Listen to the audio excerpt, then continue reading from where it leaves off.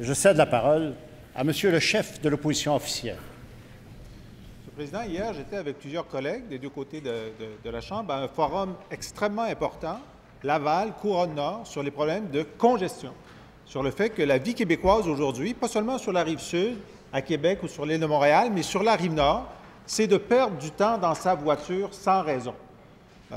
Sur l'autoroute 15, qui est la pire, qui va des Laurentides jusqu'à Laval et à Montréal, on était habitué de perdre 40 heures dans le trafic. Ça a augmenté à 640 heures. Et si la tendance se maintient, d'ici 3 ans, ça va doubler. D'ici 3 ans, selon les études qui ont été déposées hier. Alors, Jean Lecornu, qu'est-ce qu'on peut faire? Bien, une des choses qu'ils ont proposées hier, c'est de faire en sorte qu'il y ait des voies réservées d'autobus sur l'autoroute 15 qui se rendent sur le réseau de transport en commun métropolitain. Mais ça pose un énorme problème, parce qu'avant le REM, ça aurait été possible, parce qu'il aurait pu se mettre dans les wagons du train de banlieue de Deux-Montagnes, où il y avait de la place.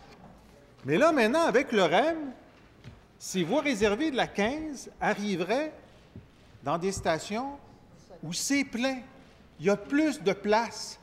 Où est-ce qu'ils vont embarquer, je demande au premier ministre, les milliers de personnes qui vont descendre des autobus si le REM est... Monsieur le premier ministre. Monsieur le Président, je remercie mon collègue de toucher cette question de la mobilité. Vous savez qu'on en a fait un thème central de notre action gouvernementale aujourd'hui et pour les prochaines années. Et ce sera quelque chose qu'on va présenter en campagne électorale à la population, notamment à la population de la Couronne-Nord de Montréal. Mon collègue, le ministre des Transports, a annoncé la mise en place d'un bureau de projet pour regarder non pas un projet spécifique, mais l'ensemble de l'enjeu de la mobilité pour la Couronne-Nord. Il faudra regarder toutes les modalités. Il y a déjà des voies réservées sur la 15. Il va y avoir d'autres projets pour en faire d'autres. Il y a un projet routier qui a été annoncé, la 19, qui est d'une grande importance, qui comprend un volet de mobilité durable. Et on nous a demandé, apparemment, mon collègue me disait qu'au sommet, on nous demandait d'y joindre, de faire des jonctions avec le REM, ce qui est une très, très bonne nouvelle, contrairement à ce que mon collègue essaie de laisser entendre. Alors, je pense que là, la question suivante, ça va être de demander à la population de la Couronne-Nord qui est le plus crédible pour réaliser cet ambitieux projet. Et compte tenu de l'excellence de la gestion des finances publiques et de l'économie, de la dette du Québec, je pense qu'on est nettement les mieux placés pour le faire, avec le dépôt de la politique de mobilité durable, avec l'annonce de la 19, avec le REM. On a en fait tous les outils maintenant pour aller à la Couronne-Nord de Montréal, qui est là où subsiste un des plus importants enjeux de mobilité autour de Montréal, Monsieur le Président. Première complémentaire, Monsieur le chef de l'opposition. C'est la bonne question. Qui est le plus crédible? Le gouvernement qui fait en sorte de retirer sur cette voie 55 des places assises à la période de pointe le matin et qui brise le rêve de la Couronne-Nord d'amener des autobus là où le Parti québécois, qui avec le grand déblocage, double le nombre de places assises sur ce train de banlieue. Le premier ministre n'a même pas l'air au courant du problème qu'il a créé avec son train électrique construit en Inde. Monsieur le premier ministre. Monsieur le Président, oui, j'étais surpris que mon collègue ne se rende pas compte de ce qu'il disait. Lui, il parle du nombre de wagons, mais il oublie un enjeu absolument critique et qui fait toute la différence, c'est la fréquence de passage. Détail. Détail. Alors, on parle ici d'un projet électrique automatisé où les trains vont passer à une fréquence de 3 minutes. Franchement, Monsieur le Président, en termes de niveau de service, parce que l'enjeu sur Deux-Montagnes, c'est le niveau de service actuel. L'enjeu sur la 20, c'est la surcharge du réseau ferroviaire.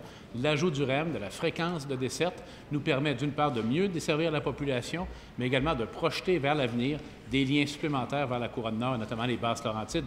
C'est à eux qu'on pense. C'est à eux que je pensais également aux Basses-Laurentides, à Mirabel, lorsqu'on a soutenu Bombardier. Deuxième complémentaire, Monsieur le chef de l'opposition. Le constat est clair, Monsieur le Président. Le premier ministre n'est pas au courant du dossier.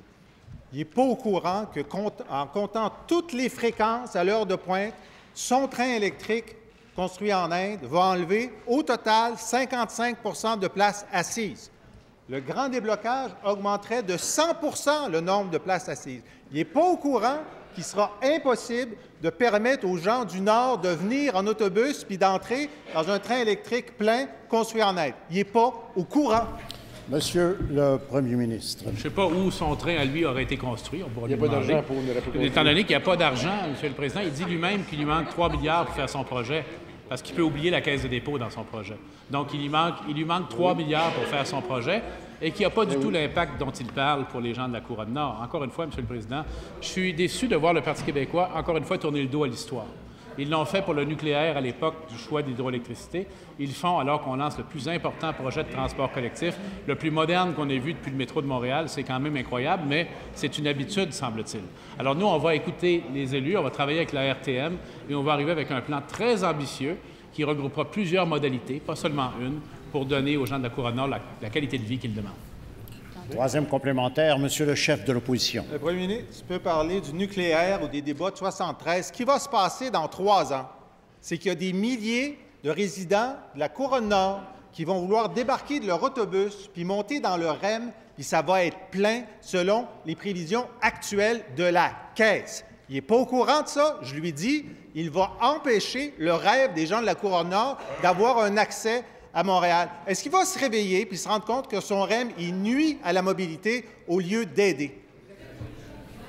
Monsieur le premier ministre. Heureusement, écoutez, mon collègue, malheureusement pour lui, mon collègue était présent également toute la journée, a bien écouté les demandes des élus locaux.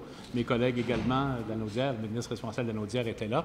En fait, il y avait 2 demandes, soit les liées à la ligne orange, qui a déjà des problèmes de surcharge, soit les liées avec le REM. Alors, c'est pas du tout ce qu'il dit. Les gens, au contraire, remarquent, Monsieur le Président, voient toute la perspective d'avenir que cette nouvelle technologie confortable, électrique, automatique va apporter pour l'ensemble de la grande région de Montréal, non pas pour le REM lui-même, mais les perspectives d'avenir et de développement qu'elle va apporter. Il y a des barbarigues de l'autre côté, je ne peux pas parler plus, Monsieur le Président, mais je vous dis, on va aller de l'avant.